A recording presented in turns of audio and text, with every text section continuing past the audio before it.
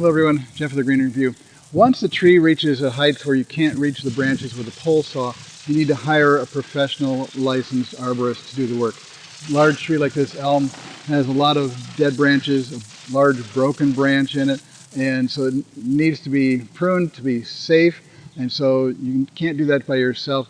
The professional arborist can do that crown cleaning work, removing the dead, diseased, and damaged branches and make the tree a little bit healthier and safer around the ground underneath.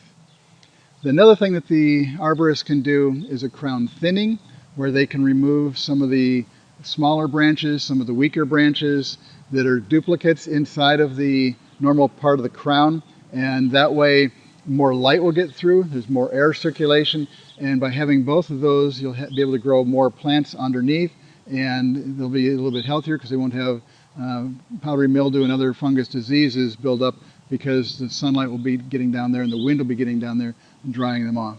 And if you need to remove a large tree like this, it really should be done by professionals that have insurance. There's a lot of times where the branch or something will fall in the wrong direction, even though it's all roped and tied. So it really is difficult to do for homeowners that don't have that experience. So hire a professional whenever you need to remove large trees like this, or even smaller, street trees like ashes that are being damaged by emerald ash borers. Those should be taken down by licensed professional arborists. And this is Jeff with the Green Review. Thanks for watching.